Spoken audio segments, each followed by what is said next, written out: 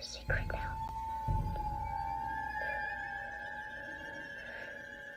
I see dead people.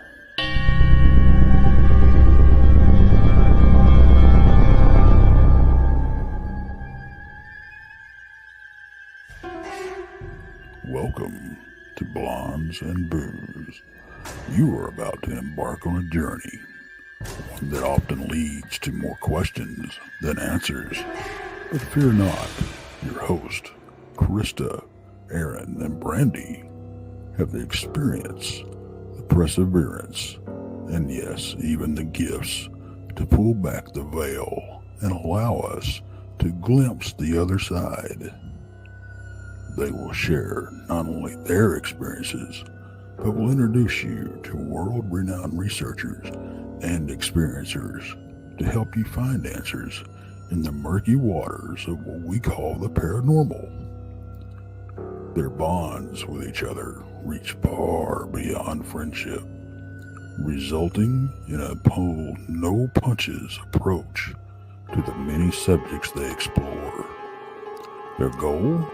To open eyes, hearts, and even minds to what lies on the other side, and the answers residing there.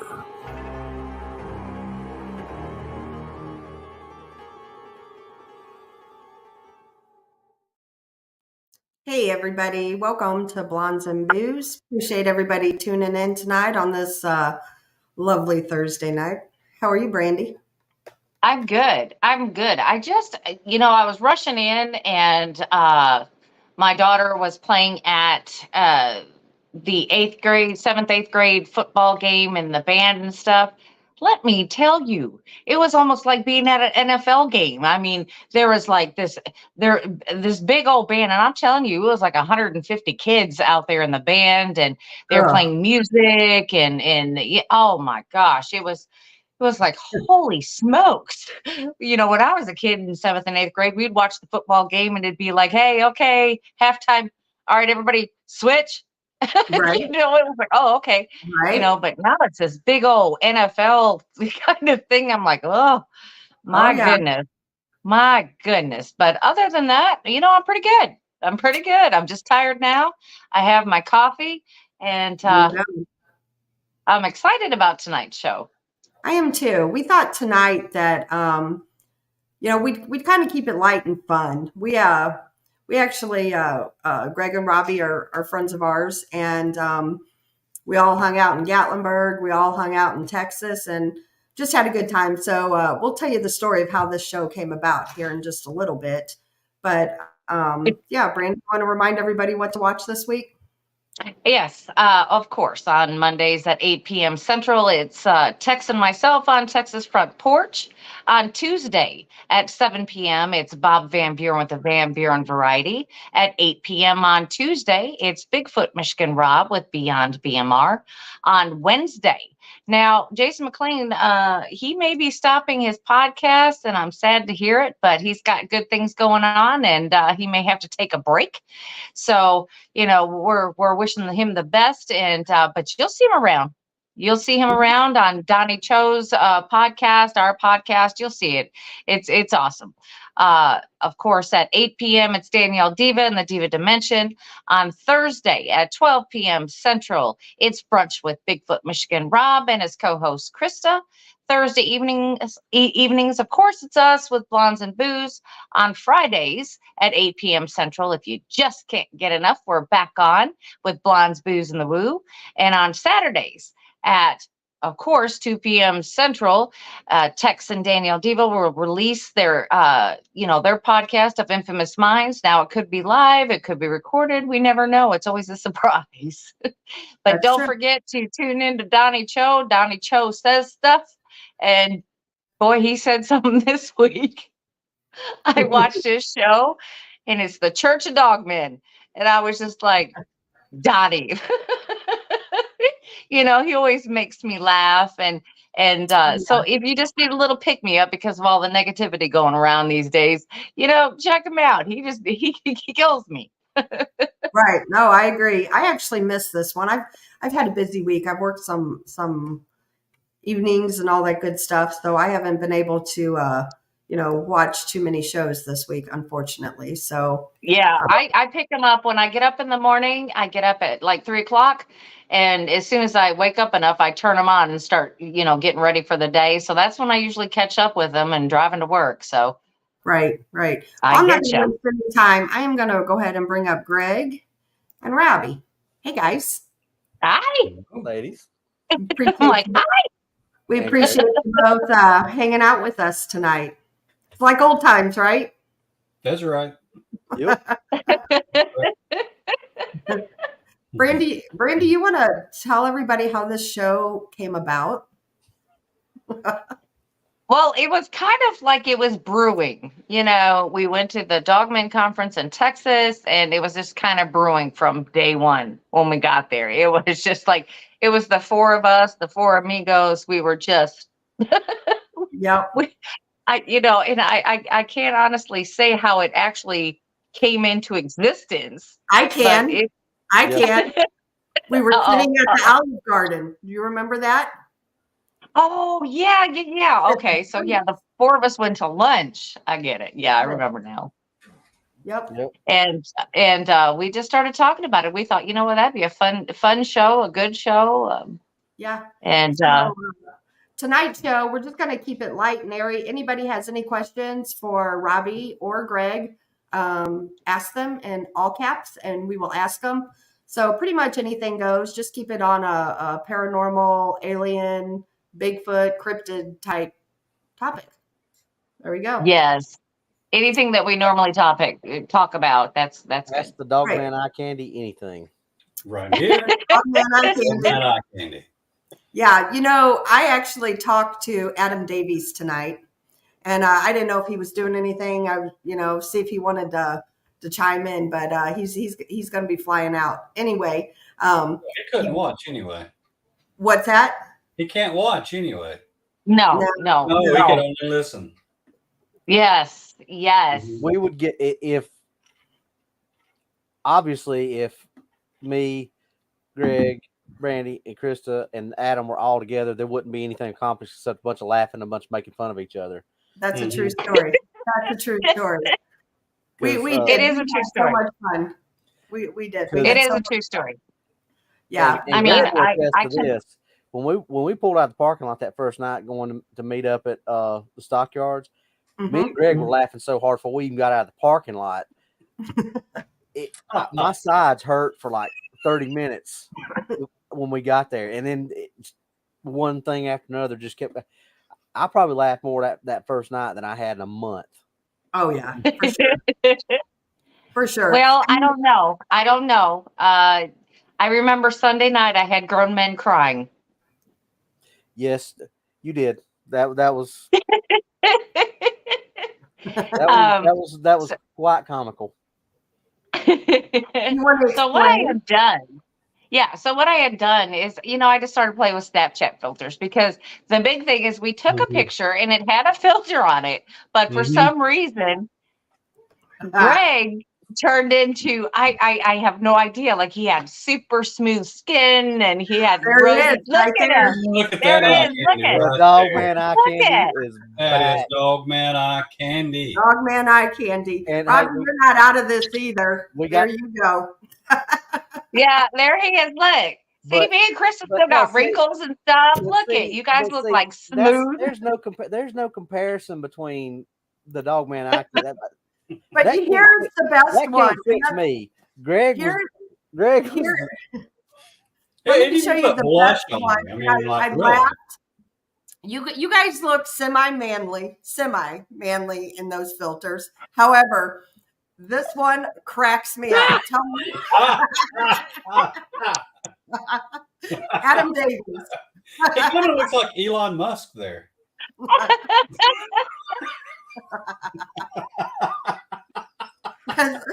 That's Brandy's filters that she takes. Oh my God. I mean, Chris and I, we just look a little, a little bit. And then who's ever in the middle gets the full on, the thing. And I'm just like, what happened? I'm in search of a new filter. Yeah, you're gonna find something. So they look somewhat manly and not on the womanly side. Right. So Yeah. then Sunday night, there was an after party. So we went and we were just sitting there. So I started playing with these filters, and they, if anybody's played with Snapchat, they know they have some hilarious filters in there. Well, let me tell you that it just, damn. There we go. Oh, yeah. That's Brandy and Adam Davies there. Okay, so here, yes, this is me and Adam Davies. Yes, I look a little bit scary. Hey, look. Who is this, Brandy? Okay, the one closest. That was The one Greg's dates closest for to the night. the camera. The Yeah. one closest to the camera is Adam. See, Adam, doesn't he look pretty? And then Robby is the one in the back. And then we got this one. Me and Greg. And see, they were sending all that stuff to me, and I was storytelling. I was sharing stories, and here they was sending me stuff, and they're giggling up like a whole bunch of hyenas back there, and I'm like, what? Well, I saved the best for last. I'm so sorry, Robby. Oh,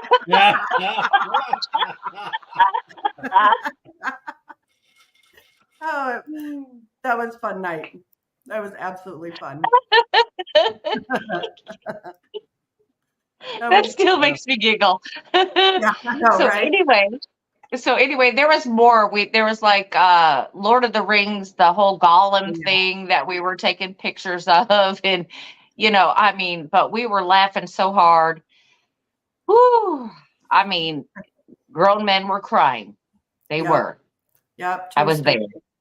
True story. Now, Naoma, I do have your picture from Alabama, and the filter was on, and you look really good in it.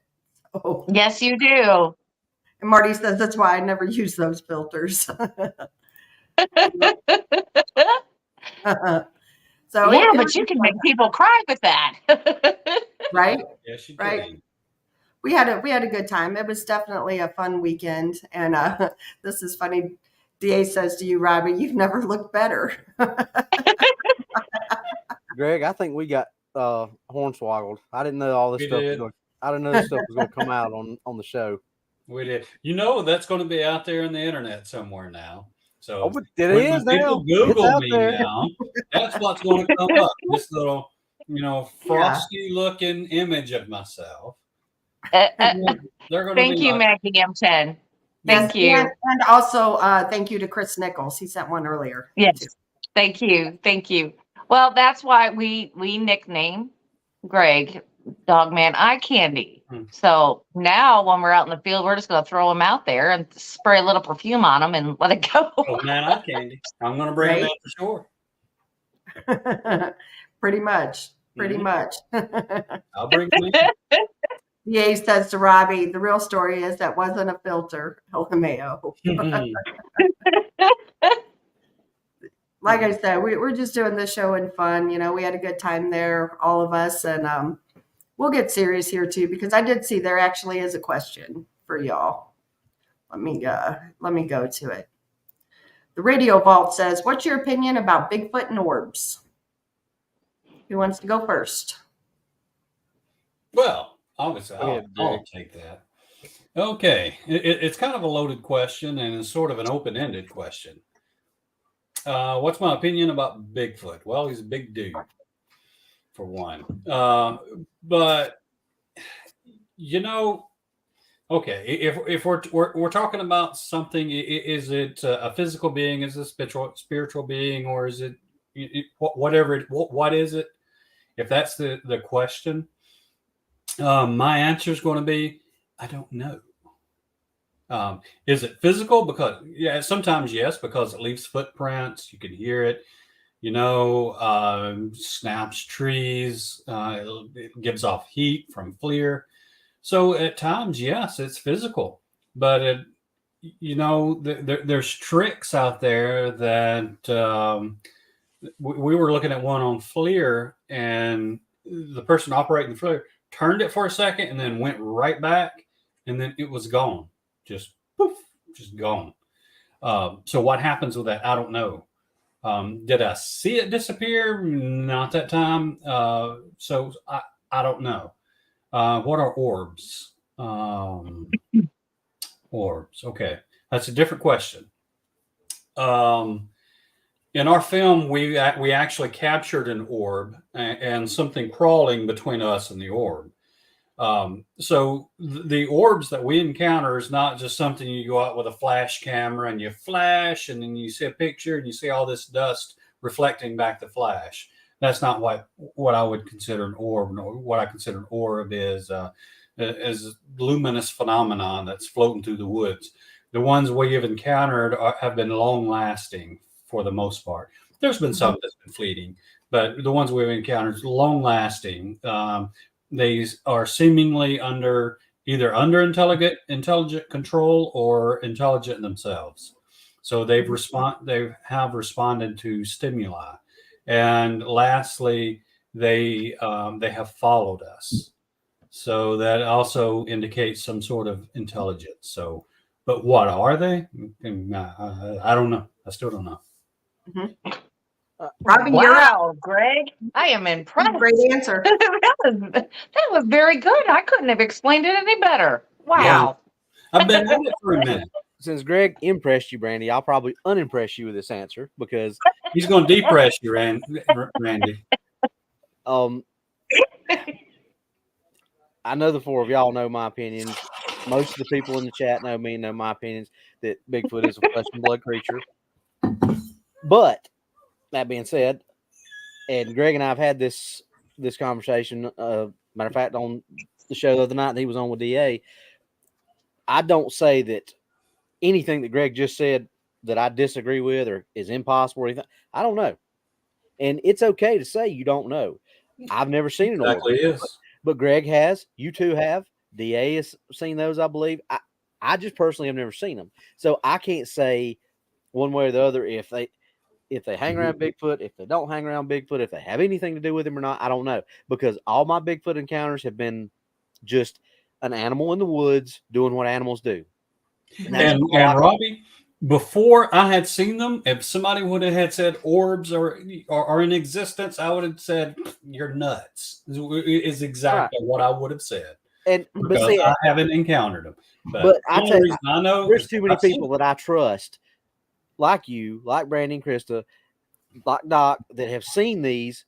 That I know that there's things out there. I've never had a paranormal experience. Brandy knows that, but that I by no means say that isn't possible, because Brandy, I think, has made it her mission to get me a paranormal experience. I don't know why, but every time we talk about that, she goes, "I'm getting you a paranormal experience." I'm like, okay, but that's the thing. It's okay to say you don't know, because we've said it a million times. There are no experts in this field. None. You're exactly right. There are no experts. If I think it's completely 100% an animal and a flesh and blood creature, that is my opinion, and my opinion only. Okay. Now, people may share that opinion, but I'm not going to sit here and say you have to believe the way I believe or anything like that. So I can't answer the orb question because I've never seen them. I refer to the people who have seen them. Mm-hmm. And when I heard Bigfoot has been a flesh and blood creature, an animal in the woods doing what animals do. Yeah. So I seen my first orb was probably back in 2012, and it was at a haunted location called Tri-County Truck Stop. And I had a group of attendees with me, and somebody had a camera on a tripod, and this orb, it was blue, and it went underneath the legs on this tripod. So myself and about 10 attendees saw this orb. That was the first time I had ever saw one with my eyes. You always see them in pictures, that kind of thing. And then fast forward up to the beginning of the year here at the LBL, and we saw them there also. However, the LBL also has 237 cemeteries there. So there is a chance it could be ghost related, in my mind. Did we see some kind of creature thing? Did Brandy see red eyes? Yes. So I can't personally say that it had anything to do with what we saw, just because the fact that there is a lot of ghosts out there. And then also here a few weeks ago, we were at the Ozark Sasquatch convention, and somebody, when I was telling somebody this, they said, what about possibly glowworms? So to me, whether there's glowworms or not in Kentucky, I mean, it's still, it makes me think, okay, there could be logical explanations for this too, Mm-hmm. So. And I saw glowworms over the weekend. I went with Trey Hudson to the Metal Project, and I did see an orb there, but there wasn't a whole lot of action overall. But the field that we were in was just absolutely littered with glowworms. So my experience with glowworms is they're much like lightning bugs. Yeah. Which, what color are they when you see them out at night? The glowworms, more greenish, kind of green. Greenish. Mm-hmm. Okay. I mean, it was just, somebody had said that a couple weeks ago. And like I said, it made me kind of think, okay, that could be a logical explanation for what I saw. However, the one I saw at the LBL that was really big, it was the size of a beach ball, and it was a reddish orangish. So I can't explain that. However, the LBL is full of ghosts also. So I can't take that off the table either.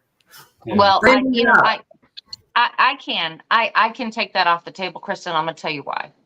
When we saw those orbs, it was freezing outside. It was in January. I do not believe insects were out at that time. Sure. I just, I think I can take it off the table with that alone, is that it was just freezing cold because, not long after we left, it started sleeting and icing and all of that stuff. That's how cold it was. So I think I can take that off the table.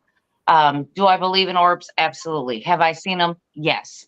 My most recent orb sighting was in this very room behind my very camera that I'm looking at right now, and it was just a couple weeks ago.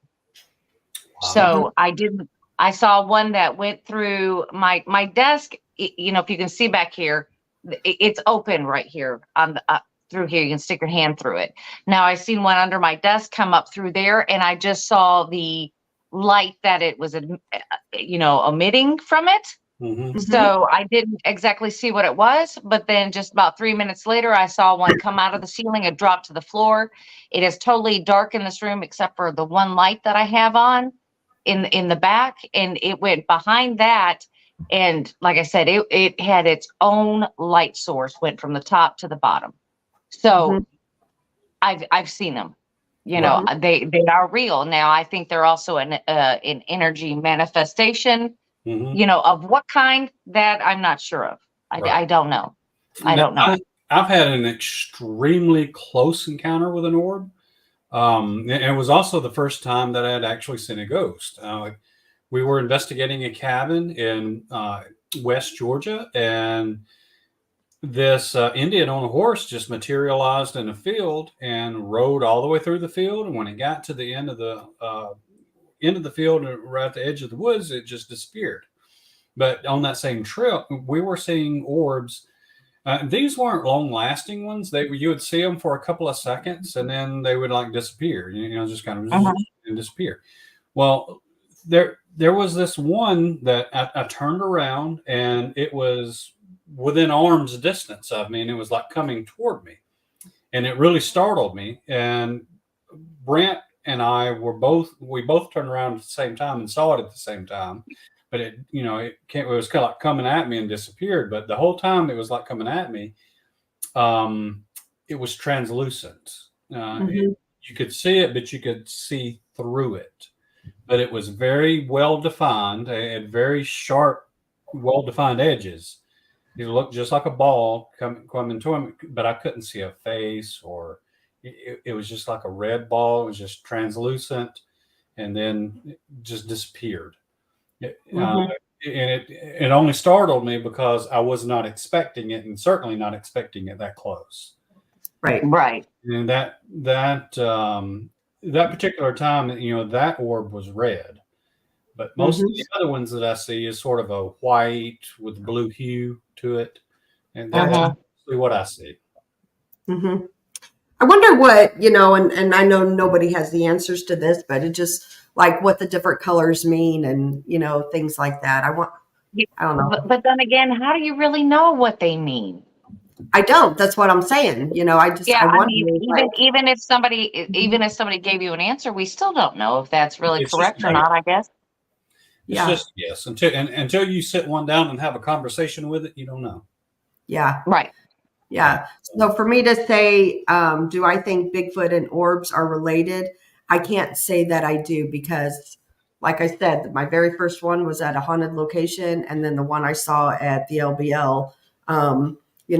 There's a lot of ghosts and things there too, so I can't knock out the paranormal side of that. Now, Right. I will say this: I've had not one, not two, but three different witnesses, tell me the same story of individuals, people collapsing into an orb and then moving off into a distance. The first time I heard it, and I was like, "Oh, okay." Second time I heard it, was like, okay, coincidence. And the third time I've heard it, it's like, wow, that's I've heard this before. So, it is. I guess what I'm trying to say is it a way of locomotion for something? Has something um, um, found the ability to collapse themselves into an orb and be able to move that way? Donnie's got such a good way of putting stuff. I know, right? He does. I didn't see what Donnie Talks a Lot said. What Donnie Talks Let me About? put it back up there. Donnie says, in Korean shamanism, they teach that if you ever see a blue orb, that means turn your ass around. Not wrong word. Turn your butt around. Turn your booty Turn around. your butt around. Yeah. I don't know. I mean, because honestly, if you see different color orbs as things happen, such as you see a light blue orb, could it mean that's going to bring you good luck? Or do you see a red one that means something demonic? Or, I mean, Who knows? Yeah. Who knows? I mean, I've seen a total of 3 red ones, but the rest of them's been, the white blue ones. But I've seen a lot over the several years. So Right. they fully exist, but I'm still no closer to finding out what they are. So let me ask you, where you have saw these orbs, is it known for paranormal activity as well? Yes, because one of the times I saw orbs, I saw an Indian on a horse just materialize. Right. The other one is known for the legend of the Moon-Eyed People in North Georgia. That area, the area where we see them there, is well known for those legends. So, Right. I would say, yeah, there's areas where there's lots of paranormal. But I will say another thing is that where we see them, there tends to be a high concentration of quartz. And okay. And here's the thing. Think about, and there again, this is just a spitball theory to throw out there. The thing with Bigfoot tying into orbs, a lot of these areas of these woods that are highly haunted, it's not a populated area. There's not a lot of people go to them other than crazy people like us who go to look for that. Right. Where are these things? If they are flesh and blood, where are they going to be hanging out? A lot of times they're going to be hanging out in places where there's not people. So it may just be happenstance that they happen to be in that area because that's not an area where there's a lot of people. Very plausible. Very plausible. Yep, absolutely. Absolutely. Yeah. The short story, the short answer for me is I see them a lot. I know that 100% they exist, but I don't know what they are. Right. I really don't. I would wholeheartedly agree with you on that answer. Maggie M10 has a quick question. Someone appearing on a horse, would that be residual energy? And Maggie, it depends. Residual is something that constantly repeats itself. So they don't acknowledge that there is someone standing there. So it depends on his circumstances, if it acknowledged he was there or, anything like that, then I would say no, that would be, intelligent haunting. So anyway, it just depends on the circumstances, and has anybody else seen it in the same spot? And it's just like a tape recorder that just plays over and over again. So real quick, I just wanted to answer that. Yeah, but he also said he saw an orb with that. And again, energy's energy. It is. So, I mean, it makes sense that would happen right before. Yeah. And full disclaimer, I didn't believe in ghosts until I saw one. I really didn't. Well, that's all right. We're going to throw Robby in someday head first and see what happens. Yeah. But well, I mean, when you start seeing these things, your mind sort of gets blown a little bit, But, yeah, you can't unsee it. Yeah, you can't unsee I agree it. with that, Greg. But I've already seen at least 3 Bigfoot, so I don't think it's gonna be this mind warping, mind altering experience for me, because I've already got an open mind. I already said, Bigfoot exists. What else can exist? It's not going to be a paradigm shift for me because I've already had that. I had that at 8 years old when I had my first encounter. I had that oh crap moment. So I mean, do you think that it may change your mind a little bit? Because I mean, what you're dealing with and what you're telling us is that it's flesh and blood. It is an animal, but you're talking about seeing something that is no longer living. No, I believe that there are spirits and entities out there. So that's what I'm saying. If I see something paranormal, I don't think it's going to shake my foundation or shake the ground that I walk on. Is what I'm saying, because I've already had that happen as a kid, seeing Bigfoot.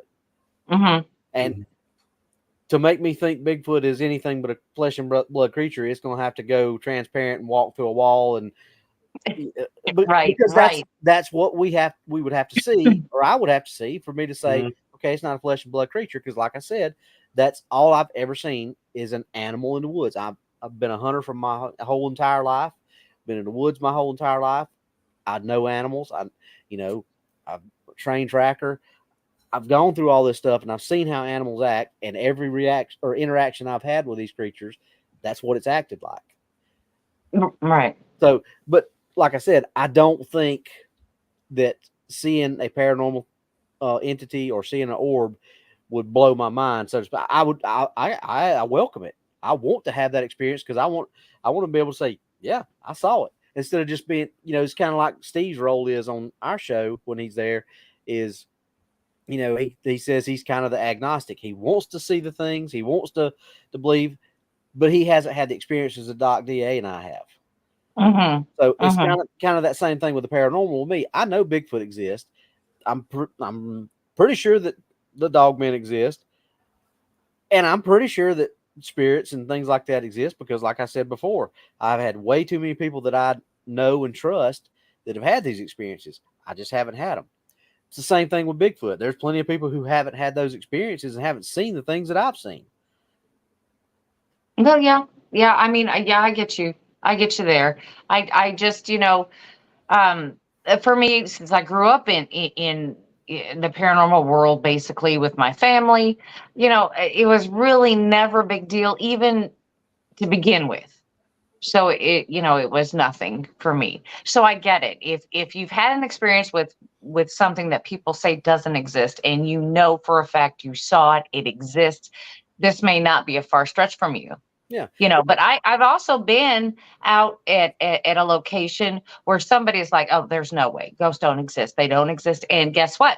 Nothing ever happens because they're not open to it. Yeah. Exactly. And that's the difference between saying this does not exist and saying, I don't know because I haven't had the experience. Right. That's the difference between being open-minded and being closed-minded. Right. And so many people are like, and it's the same with people who believe they exist, but only believe that they're one thing and it has to be this way. I'm not saying it has to be my way. I'm just saying that's my opinion. And if people choose to have that same opinion, then great. If they don't, great too. But there again, that's an open-minded person. Somebody who says my way is the only way that this could possibly happen, that's a closed-minded individual. No matter what they tell you, they're closed-minded because they're not open to any other kind of debate. I said this on the show the other night. If you start off at point A in your investigation and you go to point Z first, and Kristen, you know where I'm going with this. You don't have anywhere to go when that theory gets debunked. Yep. Because once you go over here and it's not over here, you can't start backtracking because that's not how investigation works, right, Greg? Right. That is exactly how it does not work. The way an investigation works, you start at point A, and then you start to get more information that leads you to point B, right? Then you collect more information, then you can go to point C.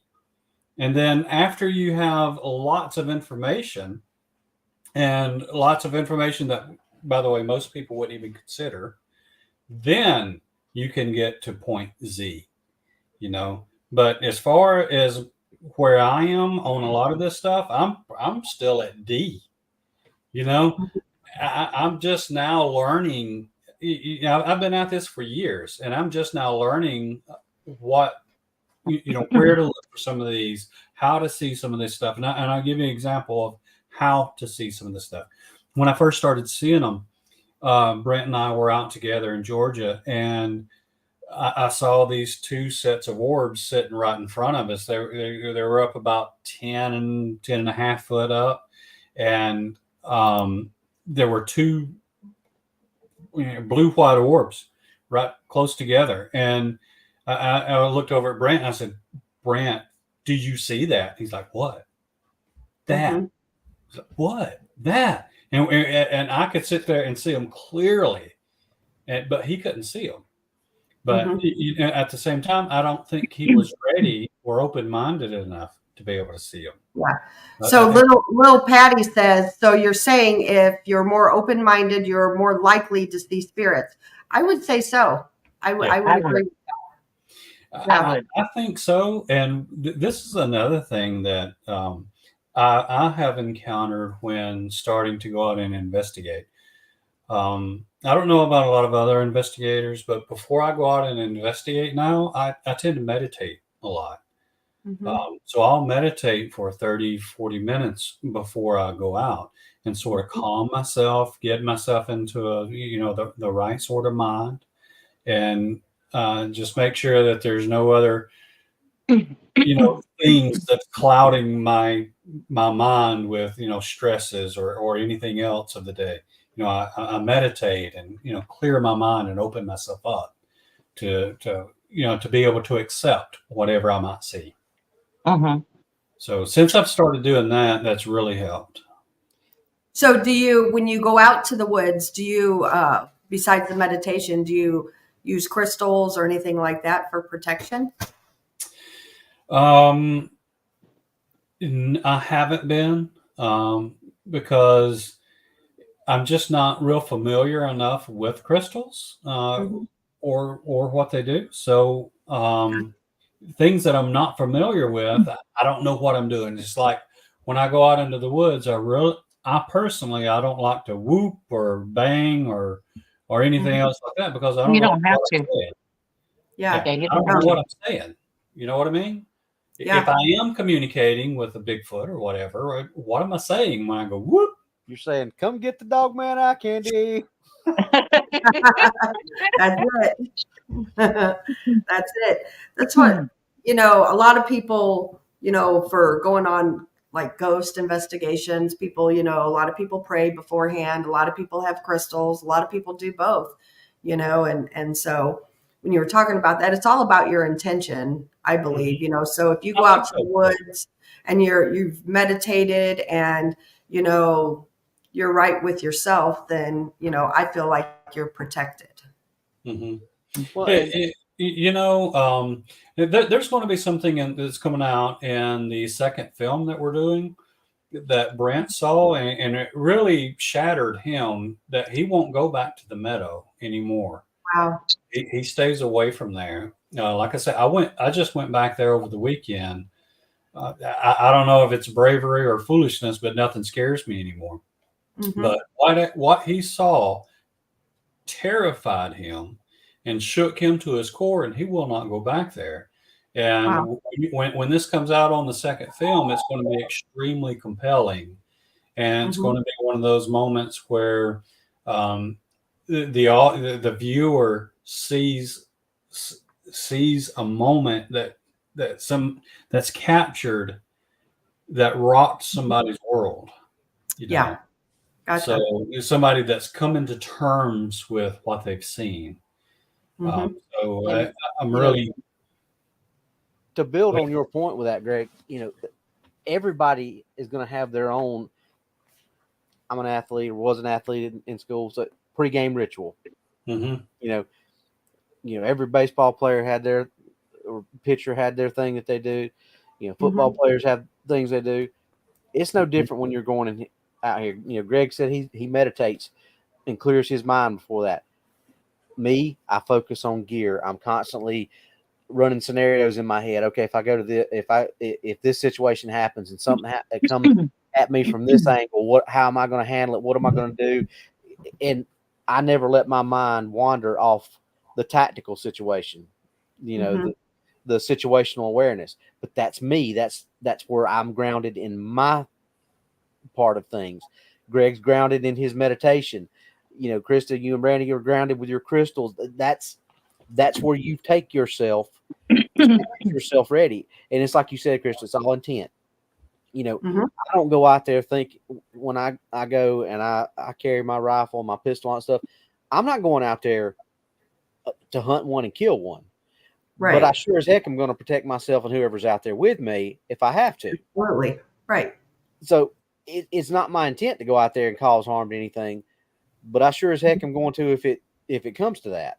And but it's the same. It's everybody prepares themselves different. And I think the more prepared you are, the stronger your mind. And I don't want to use the word shielded because I don't think what I think a lot of people think of as mind speak, because I know that's an issue and that's a thing. I think that's just your conscious, because I've had this happen to me on calls where, I get a gut feeling and something in my head says, stop, wait for backup, things like that. That's just your sixth sense, your conscience, your Holy Spirit, whatever you want to call it. That's protecting you and keeping you from doing something stupid. I think that's what that is. But there again, that's my opinion. Anybody wants to believe that they talk to them, that's fine. I don't discredit that. But everybody has to do their own thing to get their head where they need to be when they're doing this. Because see, like you asked Greg about Chris, Greg goes and investigates haunted and spooky places. I go in the woods looking for Bigfoot, so I don't think anything about that. So come March, I'm going to be in a different ball game than I'm used to being in. Well, I'll tell you, Robby, I don't go out and investigate haunted, spooky places on purpose. But you do. It just happens. They happen to be haunted and spooky, but it's not on purpose. And Tombstone's right. Spidey sense. Yeah. Call it whatever you want to call it. That's that's just what it is. Yeah. And fair point, Greg. You don't, but you may be one of these people that are attuned to it and they're following you. They're just and it could be. Yeah. But because I tell you what, I may be one of these people that they don't want to be around. That may be why I've never seen anything. Who knows? Right. Nobody knows what the real answer is. When I was at the Meadow, I saw my first shadow person, not this past weekend, but back over Memorial Weekend, I saw my first shadow person. And then at the Alabama Bigfoot Conference, I saw my second shadow person with Brandy. Brandy and I were together there, and we were investigating the basement of the place where the convention was at. And she was having a light and just kind of, panning it around. And I just happened to be, looking along with the light and saw this, head shape just ducked behind some boxes that was stacked up back there. And I grabbed her arm real quick. And I was like trying to pan the light, trying to recreate what I saw. And was this a trick of my eyes? And it was not a trick of my eyes. It was another shadow person. So I guess what I was saying is, maybe they follow me around or whatever, or maybe they was following Brandy. I don't know. But now that I think about it, I guess I kind of sort of did have a paranormal experience. Didn't I? Yes, you did.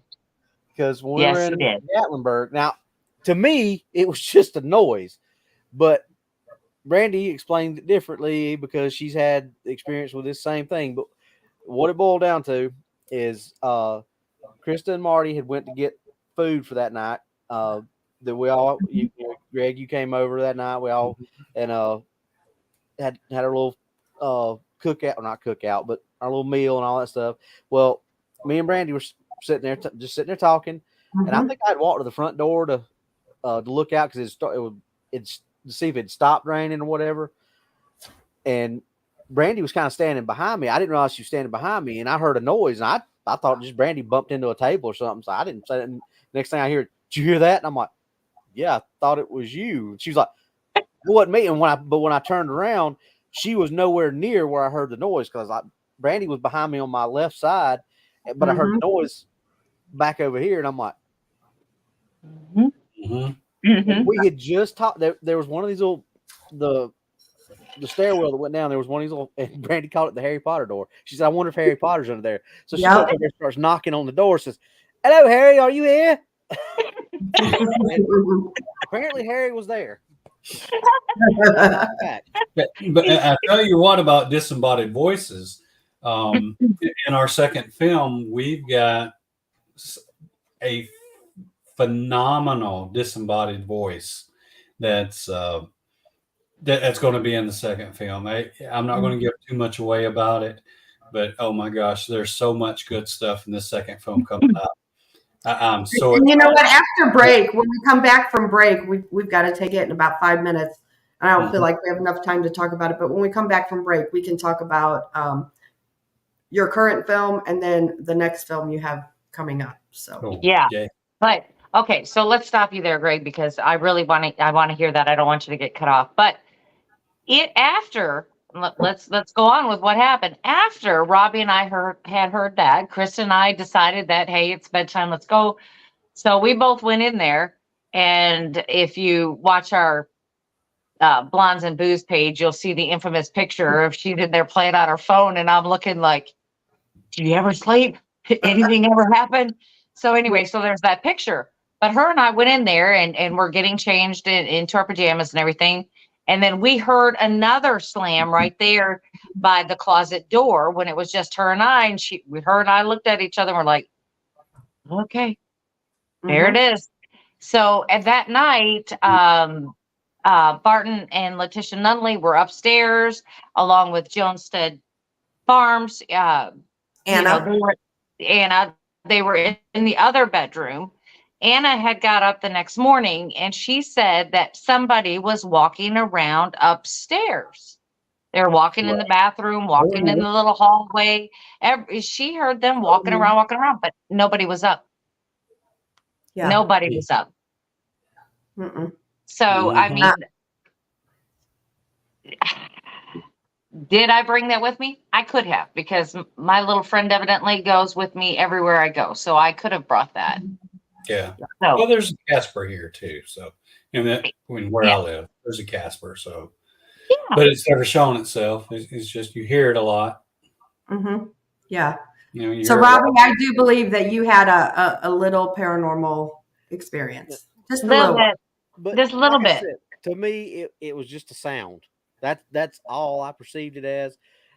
And Brandy's like, well, there's my little friend. And I'm like, and Letitia has a point here too. If you remember right, Anna, her purse was moved. Remember that? She took off her glasses when she was going to sleep, and she put them in her purse. She had a little purse, and she put them in her purse and sat it beside her. Okay. When she woke up the next day, her glasses were not in her purse. They were in the very bottom of her bag. Her clothing bag. Why? she said she never even got into that. Why would her glasses be into that? So, I mean, we do have that going on. But, it is strange how things go on. Robby may have had just a wee bit of experience, and he didn't realize what I was listening to because it didn't sound like just a normal old house crack or squeak or whatever. This actually sounded like what he said. Like I ran into a table. Like I bumped a table, and that's exactly what it sounded like. Yeah, I thought you were still sitting in the chair back there. I didn't realize you got up and walked over there behind me and was looking out the window. I thought you got up and bumped your leg on that table because you like, and as I was getting ready to say, "Are you all right?" You said, "Did you hear that?" Yeah, because it sounded like somebody got up and bumped a table. Yeah, yeah. Didn't sound like a normal. It didn't sound like a normal old house sound. So I lived in plenty of old houses to know what that is. But that was not it. Not it. Yeah. Well, guys, we're going to have to go to we're at the 52-minute mark, and we do have to take a break. Yep, we're almost there. To remind everybody to go over to Robby's YouTube channel, What's Really Out There, and please subscribe. And Greg. 401 now. Last night. Okay, awesome. Well, somebody in chat just said that they just subbed to you. Well, if that be the case, then that means we're 98 away from 500. Yeah. We're going to try to help Robby get to 500. And Greg, unfortunately, you don't have a YouTube channel. I do not. I'm an anti-YouTube bot. Right. But we're going to talk all about where you can find his stuff, though. That's right. Yeah, as soon as we come back from break. So if everybody would just stay tuned, we will be back in 5 minutes.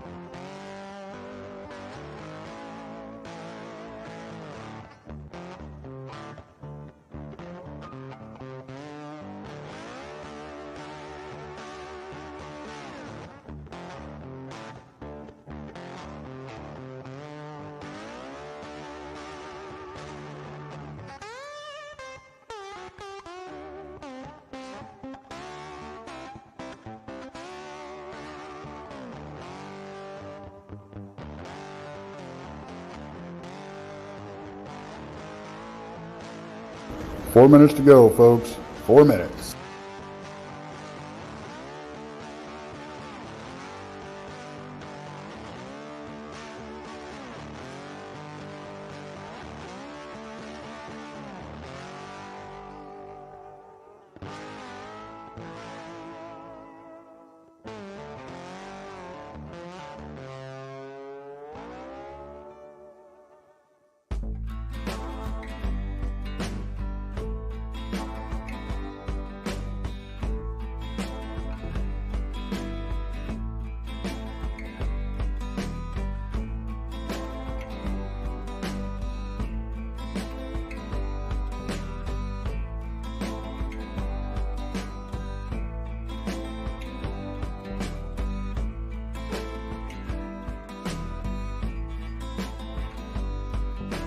Three minutes. We're almost there.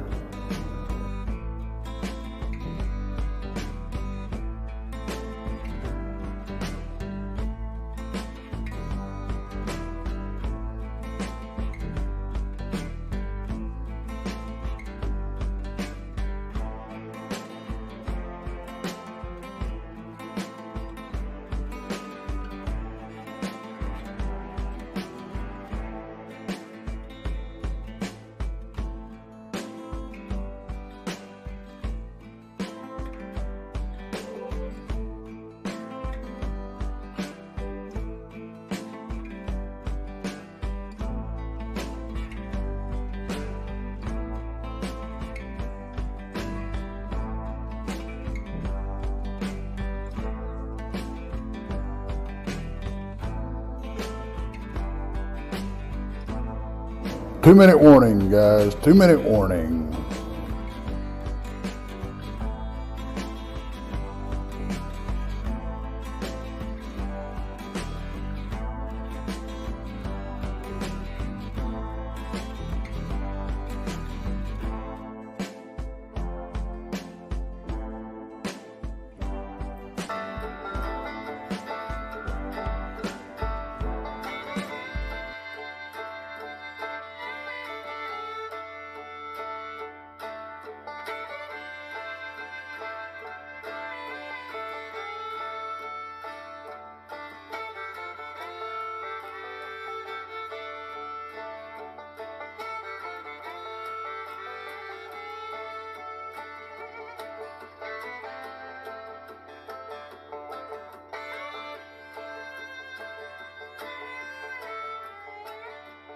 One minute.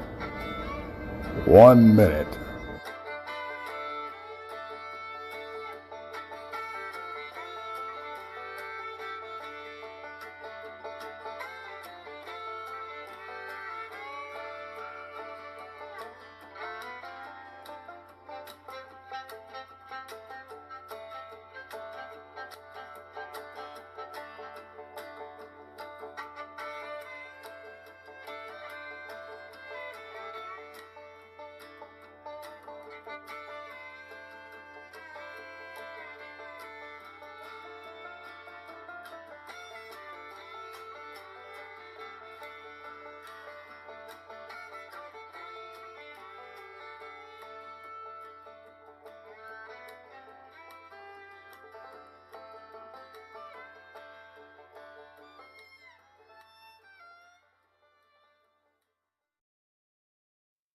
Hey, everybody. It looks like Greg's taking a 6-minute break. There he is.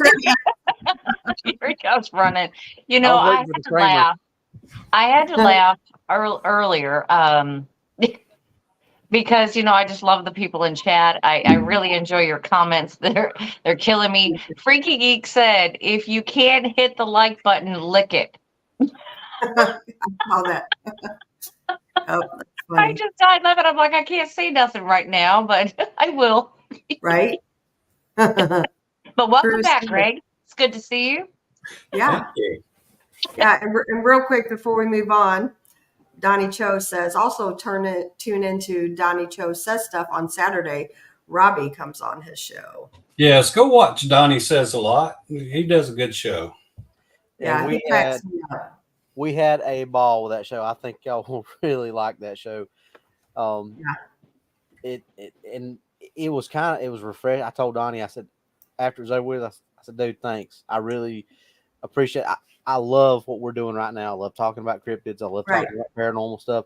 But it's nice to get on and just be able to talk about something other than that for once. Yeah. And Mm-hmm. and Donnie's got such a laid back attitude about everything. And it was He just, sure does. and it was just, there was not a lot of dead space in the conversation. We just, we rolled through all the topics. We definitely went down some rabbit holes and didn't stay on the exact topic that we talked about, but we actually came up with, I think Donnie changed the title or changed the idea for the next show. He wants me on about 12 times just based on our conversation. It was great. We had a ball, and I can't wait to go back on and talk with him again. It was. Yeah. Well, I tell you what, he's got a great show, and he's filling a niche that is very much needed, and I'm glad he's doing what he's doing.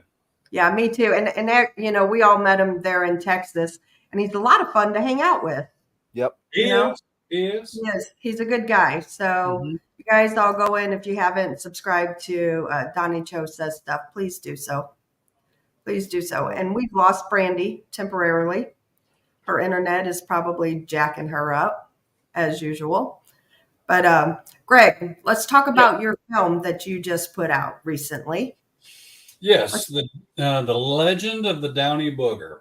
Okay, it starts off with us investigating the legend of the Downy Booger, which is a legend from the 1800s in Alabama, in rural Alabama. So what we did is we put a team together and just set out to discover what this legend was about, and to see if it had any legs to it, so to speak, And Right. sure enough, we went right out to where the legend was supposed to have happened, and we had lots of evidence to come up.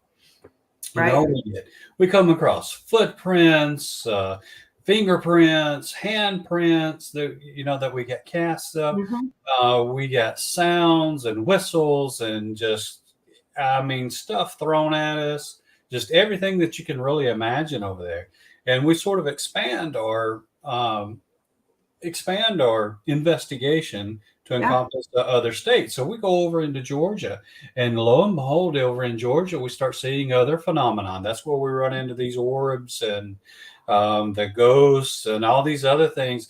And quite frankly, while we're doing this film, we did not put in some of the more out there kind of stuff. We started encountering some things that was just really weird and freaky, and it boggled our minds so that we just thought, hey, if I don't believe it, that it happened to me, and I still don't believe it, so there's no way that the general public is going to believe it. So we just didn't put some of the more outlandish stuff that happened to us in the film. Yeah. So it chronicles our journey from being complete newbies in the field, and it shows how we grow, and just our complete journey to being more seasoned investigators and presenters. I wouldn't say that we're researchers, so to speak, but because we don't like put down on paper everything that we've done, but we do chronicle everything with film, and without all of the other phenomena happening, like cameras not happening when your camera's not working a large portion of the time, or files corrupted on our cameras, we would have had a whole lot more footage for the viewer. But because of all this weird phenomenon that happens, it took us longer to complete the film than we had really anticipated. Yeah. But it does chronicle our journey into being more seasoned investigators. It's a really great show. I've watched it, and it really is worth watching. I've watched it 3 times. It's really good. Yeah. So once again, it's called The Legend of the Downy Booger, and you can find it on Tubi. And where else can they find it? It's on Tubi, Reveal, and quite frankly, there's 12 other streaming platforms that have it, that it's been licensed under. And whether or not they've released it or not, I don't know. They do that in their own timing, and I can't control that. But right now, I know you can get it on Tubi and Reveal, and there may be some other ones that like Amazon Prime has it, and it's licensed for them. But is it released on Amazon Prime yet? I don't know yet. I just let them handle all of that side of it, and just try to promote my film as much as I can, and just hope that people enjoy it. That's the main thing that we make these films for, is for people to enjoy and to be able to experience some of the things that we've experienced. Yeah. It's a really great film, and like I said, I totally recommend everybody going out and watching it. And if you have Tubi, it's free on Tubi, so go take a listen to it for sure. And then you have another film coming up. You want to talk about? Can you talk about that one? I will, and I'll touch on some of the things that is going to be on the second film.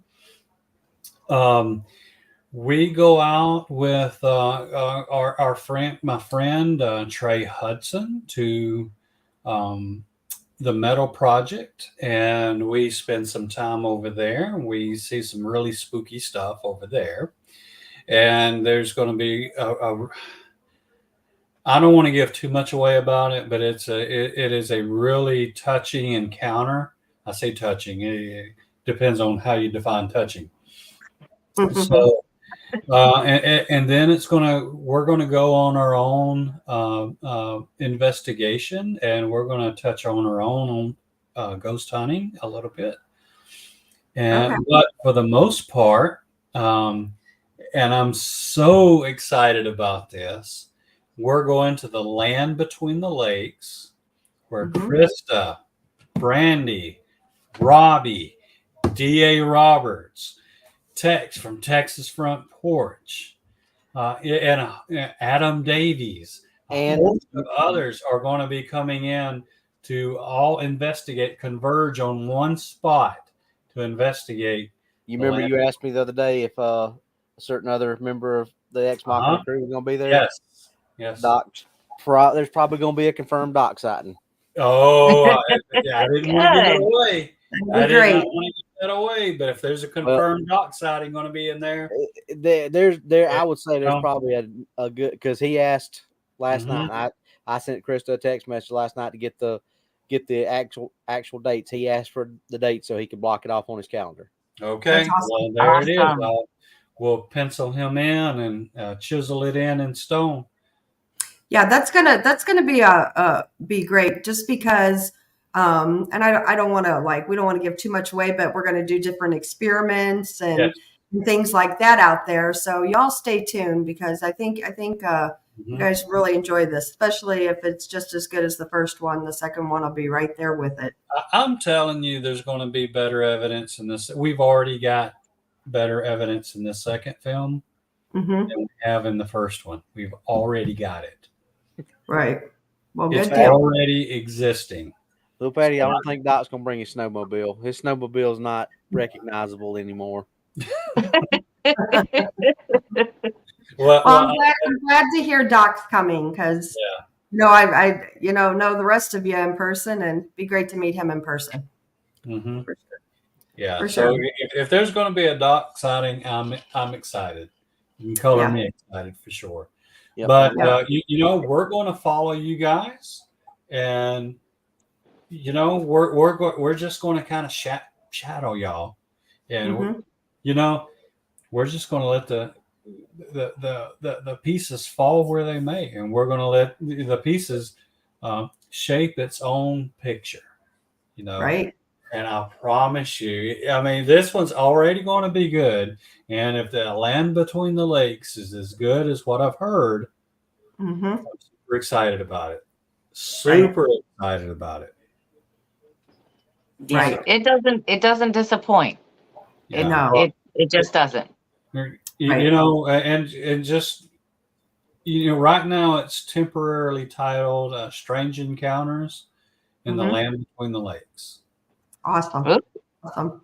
Yeah, it's going to be a great time, and the thing with the LBL, there's so many mysteries out there, and not that we're going to solve any of them. However, hopefully we get to experience some of the mysteries out there. Well, as a filmmaker, I'm going to say,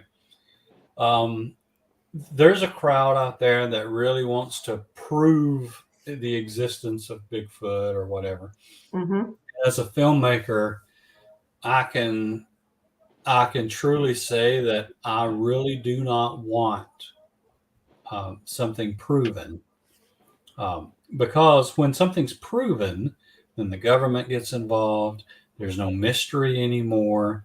When the government gets involved, the kind things they're going to do. They're going to protect this as an endangered species, and then you won't be able to go out into the woods anymore. You won't be able to chop down any logs anymore and build your homes. All of that for their protection. And then eventually they're going to try to educate them and try to teach them how to read and write, and then vote eventually. And then, so. It also could turn out like the alien thing that's going on right now. Well, they exist. No, they don't. Yes, they do. No, they don't. Yeah. Exactly. So, it's our intention just to show the encounters that we have, and to inform rather than to prove. and to form and entertain. We want this to be very entertaining as well. But Gotcha. as a filmmaker, I have very, very, very mixed feelings on the proving. Mm-hmm. So That's awesome. Yeah, it's gonna be fun, and that's a Legend of the Downy Booger. the Legend of the Downy Booger is the first Which one. y'all can watch now. Go watch it. If you don't And have an hour and a half or so to kill. some of the and I'm not gonna say obviously because I know you don't want that out there, but some of the ideas that you have bounced off us of the experiments and the things you want to do, I've watched probably every, or maybe not everyone, but I've watched you know this, Greg, I've watched a good chunk of Discovery and low end to high end documentaries on Bigfoot, Dogman, all that stuff. I have never seen at least 5 of those ideas that you talked about. I've never seen it or heard of. And a good many others, I've only seen like bits and pieces of anybody getting even close to that. So, folks, I'm going to tell you, the Dogman eye candy, whichever way I need to point, it is slightly a scary psychotic genius because some of the things that he's talking about us doing are either going to be, it's the extreme. It's either going to be really good or it's going to be really bad. But either way, it's going to be entertaining. Either way, it's going to be entertaining. That I promise you. Right. I promise you. That's true. I do believe it's going to be entertaining as long as we all don't get ate by a dog man and it's able to be made. The big girl is coming, so. Right. So, my thing is that, Greg, I do appreciate what you put out there because you just tell what happens. You just, there's no added. There's nothing. And I like that. Mm-hmm. Well, exactly. I mean, it's the truth, we just put out the truth. Let the truth go where it goes. You may have different interpretations of the data than we do, but the data is the data. Right. What we show is what we show. Is what we capture. The light that we see that we show out in the woods. We contend that it's an orb, but somebody else might think it's a campfire. I mean, it's way too bright to be a lightning bug. There's other footage of lightning bugs right beside it. Lightning bugs don't even compare. I mean, they're not even close. Not even close. But you might have a different opinion, and that's okay. I don't try to convince anybody of anything. We just show what's there. Yeah. Right. Absolutely. And that's the whole thing. That I think that's why all of us, all our channels, and all of us individually, I think that's why we all get along so good because me, Doc, and DA may have one opinion this way. Greg may have an opinion that's a little bit different. Y'all two may have an opinion that's a little bit different, but we all understand that that's just us, and we can agree to disagree on things and still absolutely. That's what makes the world go round. Yeah, if everybody agreed all the time, it would be boring as well shit. Yeah, right. Right. Yeah, but that's if everybody would just accept everybody's opinion because that's all they are, like all of us do, this community would be a lot better. But there is way too much of that my way of the highway stuff. And I think that's a good segue into what we've got coming up before the other trip, Krista, Randy. Don't you? I was actually just going to talk about that. So we have a deal that we are doing. It's Blondes and Booze. It's Robby's channel, What's Really Out There. It's Naoma Finn, Open to Doubt, and it's DA and DA ExMachina. So the 4 of us are coming together, and we're doing an event in December. And I'm gonna go ahead and let the cat out of the bag. We have some special guests that's going to be with us. One is Randy Harrington, and the other is Shane Carpenter. So tune into DA ExMachina on Saturday night, you guys actually have Randy Harrington on your show. Yep. So I just got the links for the show. Me too. That's why I knew it was okay to announce it. So, but yeah, so I'm gonna send them to you after the show was over, Brandy. So don't fuss at me. Well, unfortunately, this weekend, my youngest daughter and I were gonna do a little bit of ghost hunting at Ashmore Estates in Illinois. So I will not be in this weekend, but I will catch it Sunday. I'm still sending it to you because I've been fussed at too much. So you'll get them.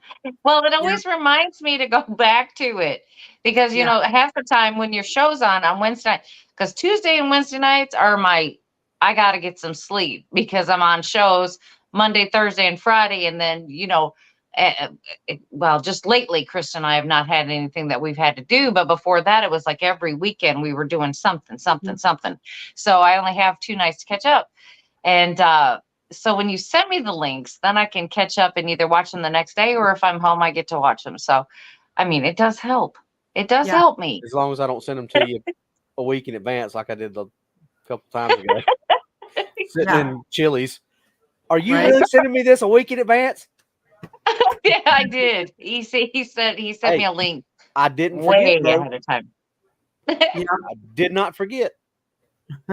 So if everybody would, I'm going to drop everybody's links in the chat. And if you guys would subscribe to everybody. And like I said, we have special guests coming, and that's going to be fun. I can't divulge exactly what's going to go on and take place, but you have to be subscribed to what's really out there. DA ExMachina, Naoma Finn, Open to Doubt, and Blondes and Booze to get the whole gist of it. So, yeah, it's gonna be fun, and you guys just might be surprised. That's all I'm saying. And we can kind of explain the premise of what we're going on without actually getting what we're doing out of the bag. So basically, what's going to be is whatever thing we're doing, wherever we're going to be at, whatever's going to be going on. Naoma's going to give a whole overarching broad history of wherever we're at, whatever we're doing, because Naoma's the history buff and she's really good at that. So she's going to give that whole thing. Then Johnny and I are going to do a more in-depth on like maybe 1 or 2 specific things from that history on what's really out there. And then depending on where we're at, what we're doing, you know, I'll guess probably most of the stuff will be you ladies going out and doing some investigations, or, you know, me, DA, and Doc, or a combination of all of us going out and actually, you know, going to the place and doing whatever it is we're doing, looking, listening, smelling, seeing, all the senses stuff. Right. But then come Saturday on DA ExMachina, we do a complete breakdown of the entire. Nope, back it up. We're going to do that on Blondes. You guys, we're going to. Well, that depends on where we're going and what we're doing, I guess. So yes. Because if y'all are somewhere, if it's somewhere where y'all are doing the investigation, then we'll do the breakdown, or vice versa. Right. Well, the only thing is we were doing that on the Saturday night, and that's when DA has his show. So that's why we were going to do that on Saturday. Well, anyway, 4 shows are going to break it down and do this and do that and the other thing. Everybody has a piece of the puzzle. Right. Is what it comes down to. Everybody has a piece of the puzzle. I'm no good at puzzles, as you can just see, because I've already mixed up a couple of the pieces. It's all good, Robby. It's all good. I'll just go where DA tells me to go. And, you know, I point my gun at what DA tells me to point my gun at if I need to. Right. There's another one that's going to be in the film is DA. Yes. Yep. There's going to be so many big names in this second film. I mean, there's more than I've got hands. I can't even count them. I'm so excited. And you know, we all know each other. We all know each other personally, so it makes it even more fun because we're all going to get together, and it's just you should just do a bloopers reel. I'm pretty sure you need one of those. What do they call them, Greg? B-rolls? Yeah. B-roll, gag reel, or whatever they call it. I think you need to make one of those, and we'll release it on YouTube. It'll be great. Yeah. Oh, it would be fabulous. So Naoma says, but this Saturday, why was it okay to let the cat out of the bag? We did not let the cat out of the bag of what is going on. This Saturday, Miss Naoma, DA has Randy Harrington as his guest. That was the cat that was let out of the bag, is that we were having Randy on as our guest, Naoma. Yeah, that's what we let the cat out of the bag about that. Not exactly what the event is and what we're doing. So anyway, just wanted to clarify that. So yeah, okay. So I've been sharing everybody's links, and I am going to, let's see here, share this one. And that way, if everybody would please go and subscribe to everybody, we definitely appreciate it. And Robby is, we're trying to get him to 500 subscribers. So if you haven't done that, if you would go and subscribe to him, as well as Randy Harrington, trying to get his channel to grow as well. So obviously go and subscribe to all of us if you haven't, but we're trying to help them guys to get to 500. So we'd appreciate it. For sure. And so if you can, subscribe to my Minions rendition of Pulp Fiction shirt. I just now noticed that shirt, Greg. That is amazing. That is freaking amazing. That's hilarious. This is my subtle comedy. Subtle comedy. Subtle comedy. Yeah, it is very subtle. We've seen you off the rails. So yeah, this is very subtle. Yep. That one guy asked Bobby and Greg, how you doing? You hear me? Toombs just gave me an update. I'm up to 405. Awesome. Oh, see? Awesome. See, you're getting close. You're getting close. Yep. So like I said, if you guys would just make sure you're subscribed to all of us. We definitely appreciate it, every one of us. And it's going to be a fun event, so stay tuned. And, we'll be letting little teasers out. Actually, Miss Naoma has made a great promo video, and we'll be sharing that out here in the next couple days. And kind of, I guess, dipping your toes in it, because we don't want to let it out yet exactly what we're doing. Yeah, she's keeping a tight rein on us. She is. thought we let the cat out of the bag. She's like, don't let me come there and choke you. Mm-mm. Yeah. We didn't let the cat out of the bag. We won't. And I seen my friend Erin is in chat, and she's one that's going to be hanging with us that weekend, and she didn't let the cat out of the bag, so that's a good thing. I think it's going to be something that is going to catch on, and we're going to end up doing a lot with that. I mean, think about it. We got a lot going on in the next 4 to 6 months. Yeah, we do have a lot. We got that. We got LBL. We got, isn't there a show or something in Alabama coming up sometime, or is that later on? That's later on. That's in June. That is going to be in June. Yeah. Yes. Yep. So that'll be fun. We do have a lot of things coming up, though. Like I've told everybody, Brandy and I have said it before. We're only going to do a couple conferences this year, and we're going to concentrate more on our time getting out in the field, and because that's we love meeting people. But what's that? She released that promo on her YouTube channel today. Awesome. So you guys can get a sneak peek. Go over to Miss Naoma Finn, Open to Doubt. She did put the promo on there. Watch it. And don't forget to like it and make sure you're subscribed. Yeah. Anyway, fun stuff. Fun stuff. So let me ask you guys, what are your guys' thoughts on, say, aliens? Aliens. Mm-hmm. Well, as far as me, okay.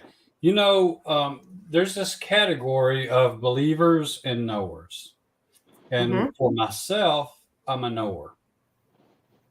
When I was a kid, I had an encounter with a UFO.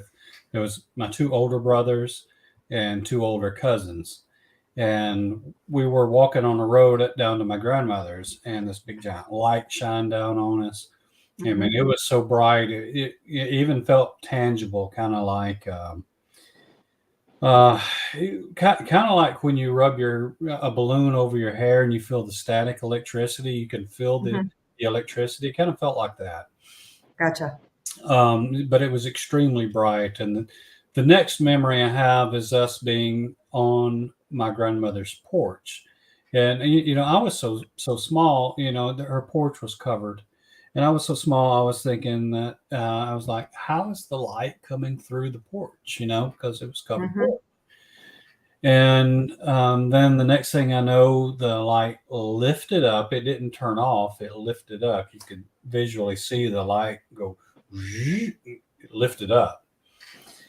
I didn't see the craft, but my oldest brother did. He looked out, and it was a giant triangle. He said maybe 300 yards across, and it just had a little bit of pseudo motion for a minute, and then was gone, just kind of like Star Wars.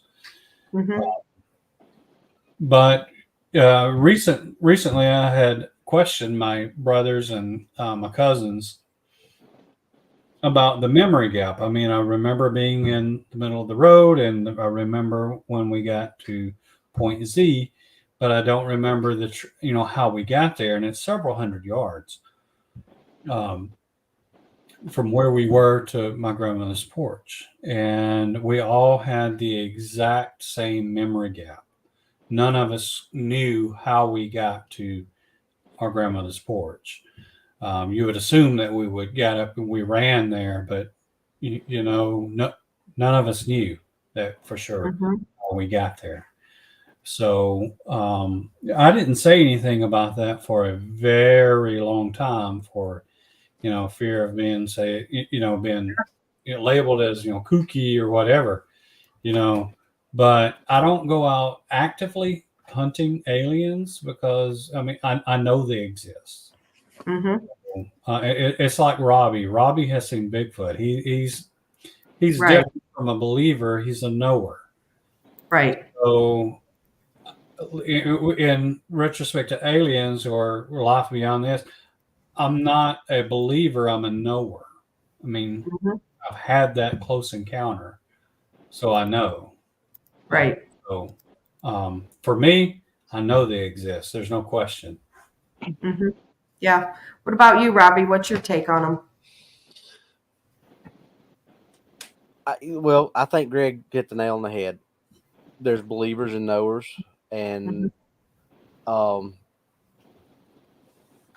don't know that I classify myself as a knower because I know that there's a lot of evidence out there that supports it, and I do definitely believe that it's possible, and I've seen a lot of stuff that kind of lends to that. But I can't say that I know for sure because there again, I've only seen evidence and I've only heard, what proof that people say, the Senate hearings or whatever they've been having here over the whistleblower and all that kind of stuff, and the government pretty much all but said, but still there again, I haven't seen any of this. So I just don't think it's fair for me to say, yeah, I know they exist when I have not physically seen anything. Right. There again, so Greg's had his experience that just like my Bigfoot experience he talked about. I know for a fact because I actually saw it. I've seen one 3 times and I've had 4 experiences. So there's just no gray area there. Right. Pardon the pun, the grays. But I definitely believe that it's a distinct possibility, and I know there's a lot of evidence that backs that up. So I guess I'm somewhere in between believing and knowing. Sure. I'm a knower. Yeah, I'm that's, Knower. that's fair. Mm-hmm. Randy, what do you believe? I believe they exist. I've never had any encounters. I've never seen anything, but I have seen evidence that I can't debunk it. I can't figure out how it happened. There is just no way. And I've seen it from reputable people, Mm-hmm. people that just put it out there. They have no reason to lie about it. They have nothing to gain. They're just Sure. like, this is what we've seen. And I'm like, oh, wow. Mm-hmm. I do believe they exist. I do. I do. Do I Yeah. believe they're little green men? I don't know about that. Right. I don't know about that. I'm not sure. But Right. I've seen things in the sky that just cannot be explained.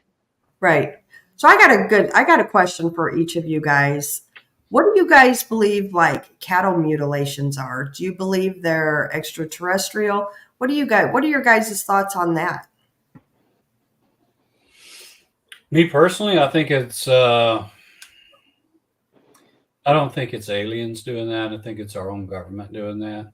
Mm-hmm. I do think that there's some evidence that governments around the world have known about aliens for quite a while, particularly Mm-hmm. the Germans in the late 30s, early 40s. Mm-hmm. There's a lot of smoke around Eisenhower and a supposed treaty that he made with Right. with a. With the Mhm, graves. that's Yeah. right. Mm-hmm. And um, I think it's more our government doing that. Mm-hmm. Um, and there's false flags everywhere. And I think it's preludes to false flags. Is Mm-hmm. kind of what I think. I think aliens have been around for a very long time, and if they wanted to, if they wanted to mean us a whole lot of harm, they could have done it at any point in time. Yeah. Yeah. They could now. We would. What chance would we have? I mean, parts of the world still throwing spears. Sure. Absolutely. Yeah. So I think it's prelude to false flags. Is what I think. Gotcha. What about you, Robbie? Well, and I guess this kind of lends into what I was talking about before. Mm-hmm. If you look at technology from the dawn of civilization to right before World War II, pretty average for what you would expect for our civilization. But if you look at the technological jump from the end of World War II or middle of World War II to where we're at right now, Mm-hmm. astronomical jump in technology. Mm-hmm. Way far more advanced than what we had the prior however many thousands of years. Sure. Okay, that's some of that evidence I was talking about that lends to there's something it just you don't have a couple of German scientists defect and come to the US during World War II and all of a sudden we're going to the moon. I mean, Right. Granted, Warner von Braun had a lot to do with that. Not taking any credit Even away. he himself said he had help. Right. He said That's what I'm saying. helped.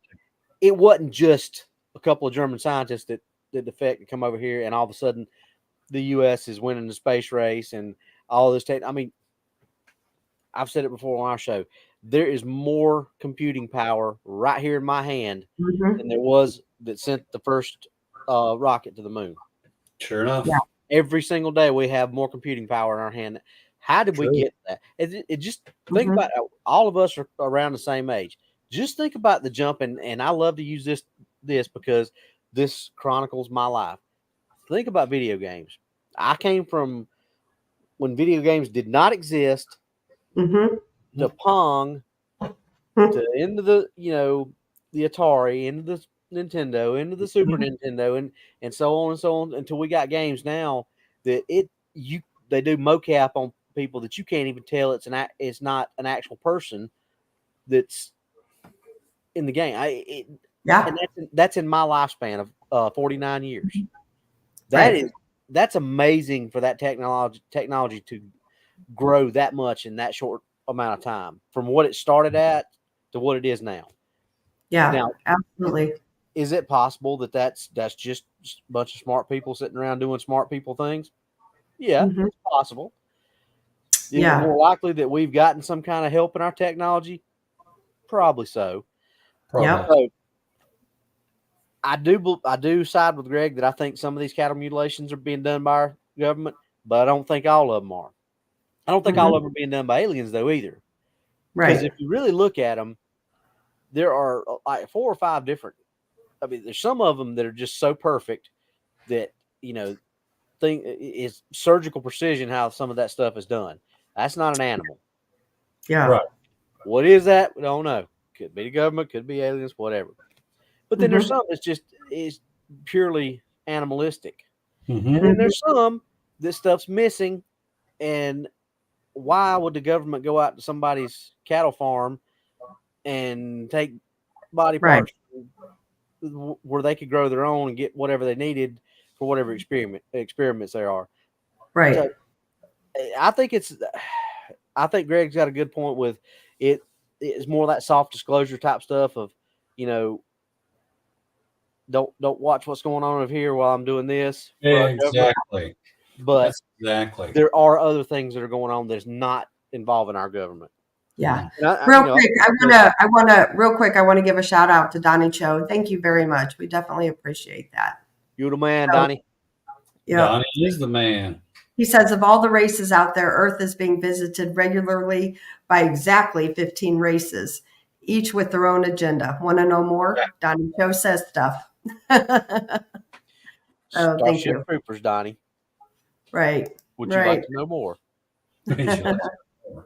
Yeah, I'm really intrigued by like cattle mutilations and what is the crops, Circles. Yeah. Yeah, that interests me too. What would you guys Mhm. say that is? What would your opinions be on that? On the crop circles? Well, if I have an opinion on them, crop circles have been around for a very, very long time. Mhm. Way before somebody had enough time to go out and just fake some of this stuff. Mhm. So there's a couple of theories. Just the plain circles themselves, could they be formed by some sort of natural phenomena that we just don't understand? I guess that's Mhm. possible. The more intricate ones, I think there's 2 classifications. There's fake, and then there's real ones. Right.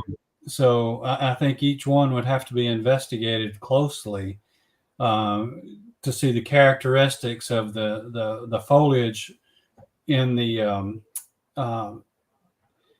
design itself to see whether it's characteristic of being bent over, or is it characteristic of something other than something being physically bent over. Gotcha. Okay. I don't know, that both of them intrigue me. So I was just curious to get your guys' views on it. Mm-hmm. Brandy, while your internet was just behaving so badly, we were talking about TV crop show. circles and cattle mutilations while you were gone. Oh Lord, What do you think, Dale? Yes. I can't even say, because I have no idea. You can't say that they're an act of nature. They were definitely done by something. Mm-hmm. I've watched so many documentaries on crop circles that there's really no explanation how it can be man-made. Right. As for animal mutilation, That I don't even want to say it. It's like ew. I many animals will do it because they're just purely hungry, and because our environment and our our ecosystem are kind of running together, that I believe that animals are getting a little bit braver. I want to say braver, and that they will come in. Now, some of these I can't even say it. Mutilations. Thank you. I think that, I'm referring back to Dogman and Bigfoot, but there was a story that just came out, I think it was today or yesterday, that here in Missouri, there was a mountain lion that took down an elk. Now, we just reintroduced elk to Missouri. What was it, a year ago, 2 years ago? And they're flourishing. And we'll just put it that way. They're flourishing in Missouri. But they just had a sighting of a mountain lion take down an elk.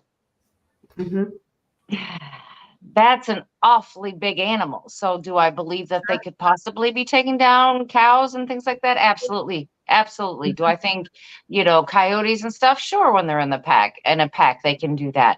But you just have to ask yourself, is it all just animals that we're aware of? Or could it be something else? Could it be aliens? Could it be, there's so many questions out there. I can't really give an answer. I can't give an answer. But I tell you what, that mountain lion really freaked me out, because they were saying that there's no mountain lions in southern Missouri where I'm at. That way, what was that county? I can't even remember what county that is. But it is by Eminence, where Krista likes to go camping. So I was like, oh, I forgot to tell you about that. I was like, wow, I can't even imagine. I just can't imagine that. I mean, so, going out in the field just makes it a little bit more scary, especially in our state, because we're one of the top, states for Bigfoot sightings. So you wouldn't think that for the state of Missouri, but it's true. I mean, most reported sightings, I think we're in the top 5. Oh, wow. So, yeah, I think we're in the top 5. Yeah, so that's cool. That's a little scary. Yeah, it is. Maggie M10 says, I came across a kill where presumably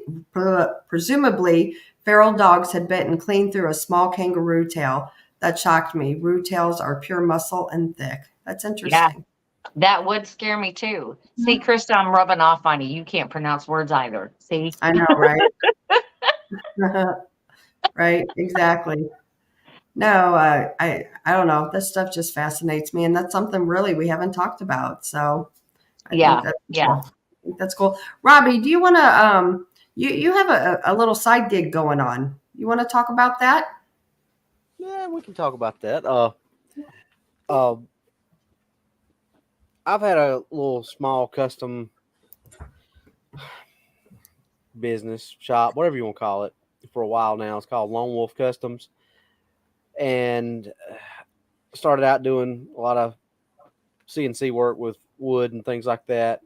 But recently bought a laser engraver, and so DA Doc and I sat down and got to talking, and we actually came up with a business model, and it's still not completely done as far as getting websites and all that stuff, but we are open as far as taking orders and do stuff like engraving the water bottles. That's the wild. It's hard to, with all this light up here, it's hard to focus on that.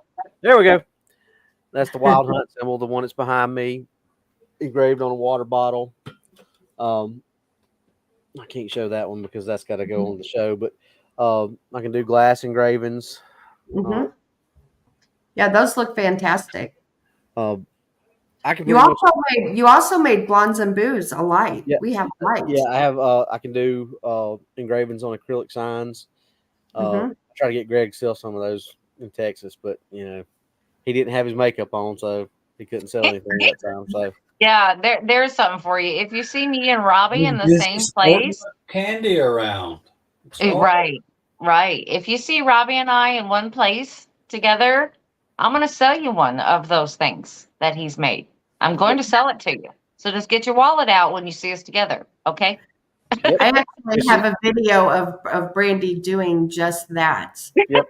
Because she was walking around. I looked at Krista. I said, look, there goes Vanna White. And as soon as I said that, Brandy held the whiskey flask up and went.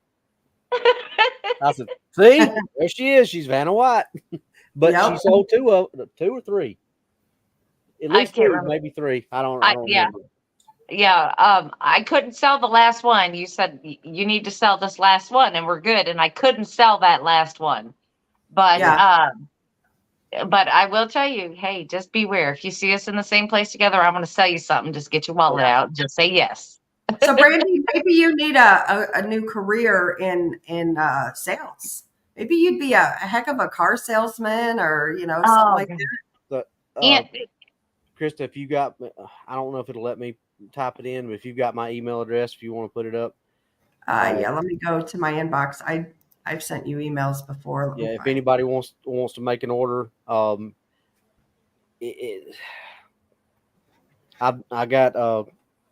did a sign for Miss Lene. She just wanted one of those, when you cut a piece of wood right across, you call it a cookie. She wanted one of those, which y'all saw the one that I had that had the ExMachina and stuff and all that. She saw that. I want one with my farm's sign on it, so I did one of those for her. It's got her Lakota Lynn farm sign on it. So I can work with wood, metal, acrylic, leather. Yep. Pretty much just about anything, Yeah, you sure can. And I've Brandy and I have, and Greg has seen his stuff in person, and it's really good. Did a good job. Yeah, he's got great stuff for sure. Yep. I'm typing your email in now. So hold on. If anybody wants information, just email Robby and he'll get back with you. Hold on one second. Where'd you get that hat, Brandy? In Texas? She got it in Arkansas. And I bought this hat. I bought this hat in Texas. Now this was back in May. And then when we went back, earlier this month, I went and got a different color. It has turned into one of my favorite hats. It is so comfortable. And I'm like, God, why does it have to say Texas? I'm not from Texas. Those letters are big. Yes, everything's bigger in Texas. At least she's not wearing the one she wore in Gatlinburg. Which one was? More than what you wore in Gatlinburg, that's for sure. Yeah. Yeah, that one's got knockers. What was I wearing? Oh, got knockers. Okay, so I do remember that one.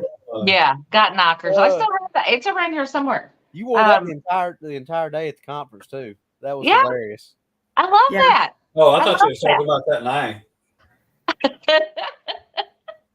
I'm just kidding, Randy. Yeah. Okay. Well, that's the Got Knockers. That's actually they're doing it's a brand fundraisers and stuff. So yeah, it's a brand. It's an actual brand. It's called Got Knockers. Yeah, sure is. So anyway, guys, we are coming up to almost the 2-hour mark. Yeah, fast. It's went by pretty fast. Yeah, and for once, you don't have to work tomorrow, Krista. I know. I'm off on a Friday. That's crazy to me. I know. Thank God, I don't believe in working on Fridays, so I'm always off. Hey, I'm on board with that. I hear you. Friday out. Yeah. So anyway, we appreciate everybody tuning in to us tonight. And thank you to Robby and Greg. We appreciate you both. And we'll see you both soon. We have events coming up. So it's going to be a good time. So just stay tuned to Blondes and Booze, and we'll be putting more stuff out. And good night, everybody. We will see. Oh, wait, tomorrow night, real quick. Yes, I was getting ready to say, wait. Yeah. Tomorrow night. Yeah. Tomorrow night, we have a great guest. We have Lady Selene coming on our show. And the radio station that we are on, KPNL, she is the owner of it. So I think it's going to be fun. So we're going to go down different rabbit holes tomorrow evening. So be sure to tune in tomorrow night. And once again, thank you, Robby and Greg. Appreciate you. Thank you. We enjoyed it. Good night, everybody.